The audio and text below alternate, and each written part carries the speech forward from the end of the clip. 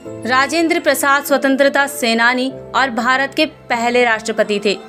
वह 2 बार भारत के राष्ट्रपति चुने गए। उन्होंने भारतीय राष्ट्रीय कांग्रेस के अध्यक्ष के रूप में प्रमुख भूमिका निभाई।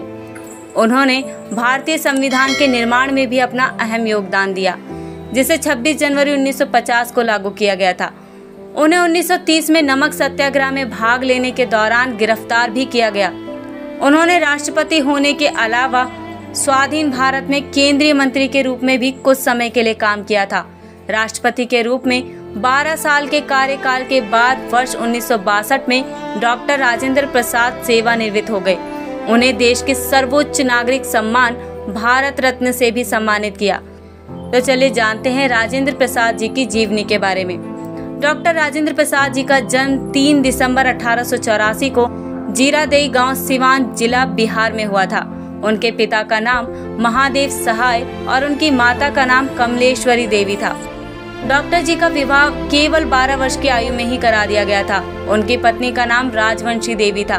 उनके पिता संस्कृत एवं फारसी के विद्वान थे, वहीं माता धार्मिक स्वभाव की थी।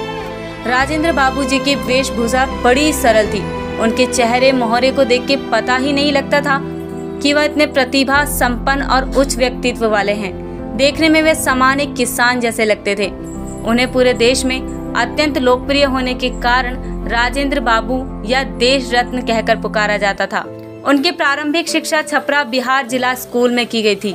मात्र 18 वर्ष की उम्र में उन्होंने कोलकाता विश्वविद्यालय की प्रवेश परीक्षा प्रथम स्थान से पास की और फिर कोलकाता के प्रसिद्ध प्रेसिडेंसी कॉलेज में दाखिला लेकर लॉ के क्षेत्र में डॉक्टरेट की उपाधि हासिल की।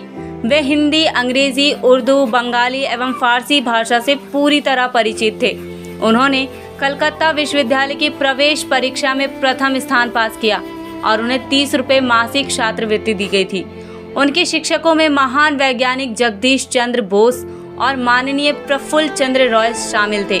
बाद में उन्होंने विज्ञान से हटकर कला के क्षेत्र में एमए और लॉ में मास्टर की शिक्षा पूरी। इसी बीच वर्ष 1905 में अपने बड़े भाई महेंद्र के कहने पर राजेंद्र प्रसाद जी स्वदेशी आंदोलन से जुड़ गए। डॉक्टर राजेंद्र प्रसाद का राजनीतिक सफर स्वदेशी आंदोलन के साथ तभी शुरू हो गया था जब उन्होंने गांधी जी से प्रेरित हो विदेशी कपड़ों की आहुति दे दी थी। गोपाल कृष्ण गोखले ने 1905 में सर्वेंट्स ऑफ इंडिया सोसाइटी की शुरुआत की। तब राजेंद्र प्रसाद को भी इसमें सदस्यता लेने के लिए बहुत प्रेरित किया गया, लेकिन परिवार वालों की इच्छा के विरुद्ध वह कोई भी कदम नहीं उठाना चाहते थे, इसलिए उनका प्रस्ताव ठुकरा दिया गया। इस बीच कानून की डिग्री प्राप्त करने के बाद राजेंद्र प्रसाद कई प्रसिद्ध वकीलों, विद्वानों और लेखकों से मिले। अब तक वह भारतीय कांग्रेस कमेटी के सदस्य भी बन चुके थे। एक समर्पित कार्यकर्ता की छवि के चलते वह जल्द ही गांधी जी के संपर्क में आ गए और यहीं से उनके राजनीतिक जीवन की एक सुनहरी शुरुआत हुई थी। चंपारण आंदोलन के दौरान राजेंद्र प्रसाद गांधी जी के वफादार साथी बन गए।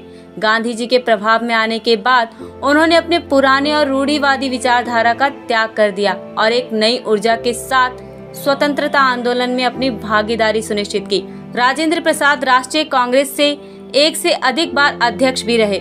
भले ही 15 अगस्त 1947 को भारत को स्वतंत्रता प्राप्त हुई हो, लेकिन संविधान सभा का गठन उससे कुछ समय पहले ही कर लिया गया था, जिसके अध्यक्ष डॉक्टर राजेंद्र प्रसाद थे। 26 जनवरी 1950 को भारत गणतंत्र बना और देश को अपना पहला राष्ट्रपति मिल गया। डॉक्टर राजेंद्र प्रसाद भारत के एकमात्र राष्ट्रपति थे जिन्होंने लगातार 2 बार राष्ट्रपति का पद प्राप्त किया। राष्ट्रपति के पद पर रहते हुए राजेंद्र प्रसाद ने सद्भावना के उद्देश्य से कई देशों की यात्राएं भी की। सन 1962 में अपने राजनीतिक और सामाजिक योगदान के लिए उन्हें भारत के सर्वश्रेष्ठ नागरिक सम्मान भारत रत्न से नवाजा गया।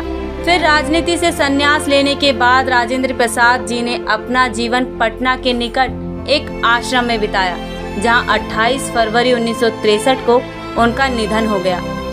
तो फ्रेंड्स, इसी तरह के और इन्फॉर्मेटिव एंड इंटरेस्टिंग वीडियो के लिए आज ही हमारे चैनल को सब्सक्राइब करें और बेल आइकन को प्रेस करना बिल्कुल ना भूलें।